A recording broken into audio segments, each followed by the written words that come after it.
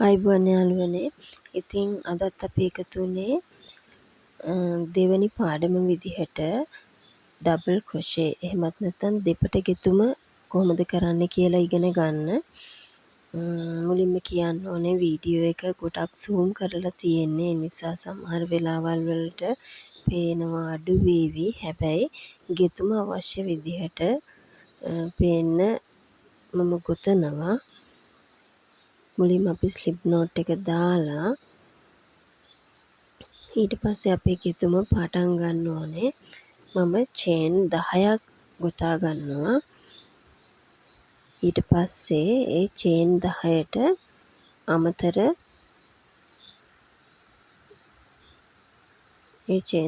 අමතරව අපි තව චේන් 1යි 2යි 3යි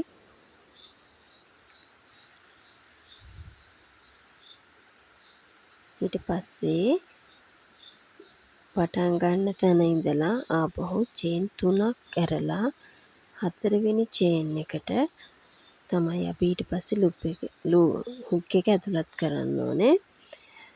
ඊට කලින් මෙන්න මේ විදිහට හුක් එක වටා මේ ත්‍රෙඩ් එක ඔතාගෙන කියන්නේ එක වටයක් සාමාන්‍ය විදිහට පටලවලා මේ විදිහට අර අපි ඉගෙන ගත්ත 4 වෙනි ලූප් එක ඇතුලෙන් හුක් එක ඇතුල් කරලා මේ විදිහට සිංගල් ක්‍රොෂේ වල වගේ ත්‍රෙඩ් එක පටලවලා අපි ආපහු ගන්නවා. අරගෙන දෙකක් පන්නලා මේ විදිහට එළියට ගන්නවා. ආයේ ඊළඟ දෙක පන්නලා මේ විදිහට එළියට ගන්නවා.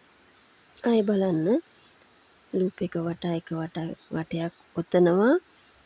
ඊට පස්සේ ඊළඟට තියෙන ලූප් එක ඇතුල් කරලා මේ විදිහට ත්‍රෙඩ් එක ඇදලා ගන්නවා. දැන් ඔයා ළඟ පොටවල් 3ක් තියෙනවා. ඒකෙන් දෙකක් මේ විදිහට ඊළඟ දෙක. මේක තමයි ඩබල් ක්‍රොෂේ කියන්නේ. කියන්නේ අපි දෙපාරක් මේක ගෙතුමට ලක් කරනවා මේ නූල.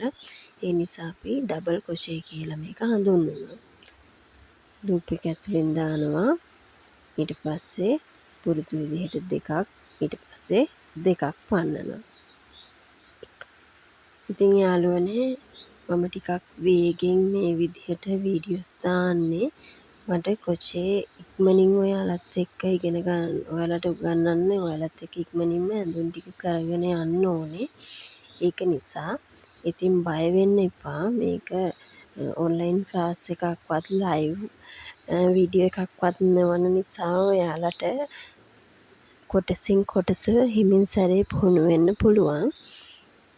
මේ ඉස්සෙල්ලාම චේන් එක ඊට පස්සේ සිංගල් ක්‍රොෂේ ඊට පස්සේ ඩබල් ක්‍රොෂේ මේ විදිහට හොඳින් අත හුරු කරගන්න. ඊට පස්සේ අපි මේ ඩබල් ක්‍රොෂේ සහ සිංගල් ක්‍රොෂේ යොදාගෙන මුලින්ම ඉස්සෙල්ලාම අත හුරු වෙන්න අපි සරල ඇඳුමක් ගොතනවා. ඇඳුමක් කියන්නේ ඕවර් කෝට් එකක්. ඉතාම සරලව ලස්සනට ගොතන විදිහ මම කියලා දෙනවා. මේ විදිහට අපි චේන් 10ම ගත්තට පස්සේ මේ තියෙන්නේ අනිත් පැත්ත. හොඳ පිට සහ කන පිට වලට පේනවා ඇති ලොකුම වෙනසක් නැහැ එහෙම. ඒ තියෙන චූටි වෙනසත් ආපහු ගොතනකොට හරියනවා. ආපහු අපි චේන් 3ක් උස ගන්නවා ඊළඟ වටේට. ඊළඟ අපි ගොතාගෙන යන ස්ටිච් එක වෙනුවෙන්. ඊට පස්සේ අර වගේම එක වටයක් ඔතලා පළවෙනි තියෙන ලූප් එකෙන් ඇතුල් කරන්නේ නැහැ. දෙවෙනි තියෙන ලූප් එකෙන් තමයි ඇතුල් කරන්නේ. මම කලිනුත් කියලා තියෙනවා. මේ පළවෙනි ලූප් එකෙන් ඇතුල් කරන්න ඕනේ නැහැ අපි. මොකද අපිට ඒකට අර උසගත්තු චේන් පිට තියෙනවා. ඊට පස්සේ පුරුදු විදිහට අපි පොටවල් දෙකක් දන්වලා අර කොණ්ඩේ ගොතනවා වගේ තියෙන කොටස ඇතුලෙන් දාලා ඊට පස්සේ මේ විදිහට ඉස්සෙල්ලාම දෙකක් ඊළඟ දෙක. මේ විදිහට ගෙතුම අවසන් වෙනකම්, ඒ කියන්නේ අපේ චේන් 10 අවසන් වෙනකම් මේ විදිහට ගොතාගෙන යනවා. මේ චේන් 10 කියන එක සම්මත මිම්මක් එහෙම නෙවෙයි. මම දැන් මේ කියලා දෙනකොට ඒකට මට පහසුවට තමයි චේන් 10ක් පාවිච්චි කරන්නේ. ඔයාලා ගොතනකොට හැමතිස්සෙම චේන් එකට අමතරව, කියන්නේ චේන් 10ක් 20ක් ගෙතුවා කියමුකෝ. එතකොට ඒ ගොතන 20ට අමතරව ඔයා ඊළඟට ඔයා ගන්නේ සිංගල් ක්‍රොෂේ එකක් නම් එක චේන් එකක් වැඩිපුර, ඔයා ගන්නේ ඩබල් ක්‍රොෂේ එකක් නම් චේන් 3ක් වැඩිපුර. ඒ විදිහට ඔයා ගන්න චේන් ක්‍රොෂේ එක, ඔයා ගොතන ක්‍රොෂේ එක අනුව චේන් ගාන තව දුරටත් තව එකතු කරන්න ඕනේ. එතකොට ඔයා ඩබල් ක්‍රොෂේ එකක් නම් ගොතන්න බලාපොරොත්තු වෙන්නේ. ඔයා චේන් 20ක් ගත්තා නම් ඔයා චේන් 23ක් ෆවුන්ඩේෂන් චේන් එක විදිහට ගන්න ඕනේ. මොනවා හරි ගැටලුවක් තියෙනවා නම් මගෙන් ඒක කමෙන්ට් එකකින් අහන්න. කිසිම කමෙන්ට් එකක් ආවේ නැහැ කියන්නේ එක්ක හොඳටම තේරිලා, එහෙම නැත්නම් කිසිම දෙයක් තේරිලා නැහැ. ඉතින් ප්‍රශ්නවලට පිළිතුරු ලැබුණේ, ප්‍රශ්න සහ පිළිතුරු කියන දෙක නැතුව හරියටම මේ ගමන යන්න බෑ.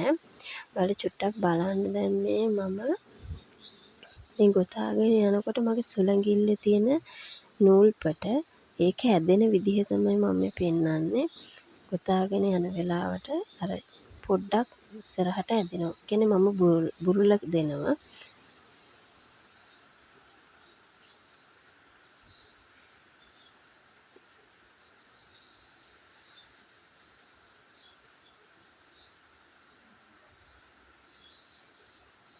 දැන් මේ අපි යන්නේ 3 වෙනි පේලිය තමයි අපි ගොතාගෙන මේ යන්නේ. අර විදිහටම පළවෙනි ලූප් එකට ගොතන්නේ නැහැ. දෙවෙනි ලූප් එකේ ඉඳලා ගොතාගෙන යනවා. මම කිව්වනේ වීඩියෝ එක පටන් ගන්නකොට, ඒ කියන්නේ ඊයේ දවසේ වීඩියෝ එකේදී මම කිව්වා මේ වූල් බෝලෙන් මේ නූල් පොට එළියට ගන්න එක හරි පහසුයි. ඒක මම පෙන්නන්නම් කියලා. මේ විදිහට ඔයාට ඒක ගොඩාක් ලස්සනට ඇදලා ගන්න පුළුවන්. එතකොට වූල් බෝලේ එහෙ මෙහෙ කැරකෙන්නේ, වැටෙන්නේ මොකුත් නැහැ. තියලා තියෙන තැන ඒ විදිහටම තියෙනවා. ඔයාට නූල දිගට කිසිම කරදරයක් නැතුව ගොතලා ඉවර වෙනකම්ම ගන්න පුළුවන්. ඒ පහසුව ලැබෙන්නේ අපිට මේ විදිහට. මේ ඇතුලේ තියෙන නූල්පට ගත්තොත් විතරයි. එළියේ තියෙන නූල්පට ගත්තොත් මේක පැටලෙනවා, වැටෙනවා. එතකොට මේකේ කුණු ගෑවෙනවා. ඒ වගේ ප්‍රශ්න ඇති වෙනවා. ඉතින් මේ විදිහට ගන්න පුළුවන් නම් ඔයාටත්, එතකොට අපිට කිසිම කරදරයක් නැතුව මේ වූල් බෝලේ ඉවර වෙනකම්ම ගොතාගෙන යන්න පුළුවන්. හරි. දැන් පොටවල් අපි චේන් 9ක් මෙතන ගොතාගෙන තියෙනවා. එතකොට ඔයාලට පේනවා මේ ස්ටිච් එක අපේ 3 වෙනි මේ පේලිය කෙලින් සිරස් අතර අපිට සම්බන්ධ වෙලා නැහැ. ඉතින් ඒකට හේතුව තමයි අපි දෙවෙනි පේලිය පටන් ගන්නකොට චේන් එකක් ගොතාගෙන එනවා. ඒ චේන් එක ඊළඟ ගෙතුමට යනකොට මේ චේන් එකක් අපිට ලැබෙන්නේ නැහැ මේ අවසාන ගෙතුම අවසන් කරන්න දෙවෙනි පේලියේ. එතකොට අපි දෙවෙනි පේලියේ පටන් ගැනීමේදී ගොතලා තියෙන මේ චේන් එක,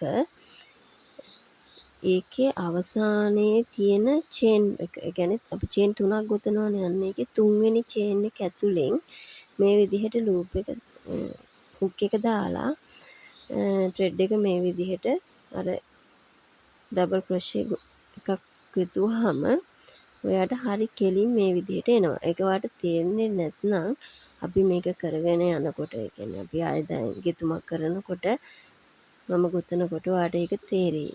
හැමතිස්සෙම අපි මේක ගණන් කරලා ගොතන්න පුරුදු වෙන කෙනෙක් විදිහට.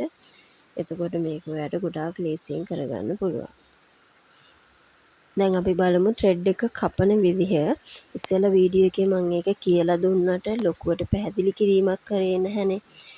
මේ විදිහට අපි දැන් ගොතලා ඉවර කරාට පස්සේ මෙන්න මේ විදිහට අපිට මේ අවසාන කරන නූල් කොටස ආපහු ගන්න පුළුවන්. එතනින් චුට්ටක් හරි ඇදුනොත් මේ ගෙතුම ගැලවිලා යනවා. ඉතින් ඒක නිසා මේ විදිහට අවසන් කරලා ඊට පස්සේ ඔයා අනිවාර්යෙන් තවත් ස්ලිප් නෝට් එකක් මෙතනින් දාන්න ඕනේ. ස්ලිප් ස්ටිච් කියලා තමයි මේක කියන්නේ. ස්ලිප් නෝට් එක කියලා ලේසියට කිව්වට ඒ කියන්නේ මේක මැහුමක් වගේ. ඊට පස්සේ තමයි අපි මේක කපන්න ඕනේ. ඒ කපලා ඇද්දට පස්සේ මෙතන ගැටේ ගොඩක් තදට හිර වෙනවා. ඊට පස්සේ ඒක ගැලවෙන්නේ නැහැ. මේක අනිවාර්යෙන් අපි නීඩල් එකකින් මහ ගන්නත් ඕනේ. මම ඒ ගැන ඉදිරියේදී ගොතාගෙන යනකොට කතා කරන්නම්. ඉතින් මේ තමයි අපේ ඩබල් ක්‍රොෂේ එක. මේ වගේ ඊළඟට මම ඔයාලත් එක්ක කතා කරන්න එන්නම්. එතකන් ආයුබෝවන් ඔයාලට.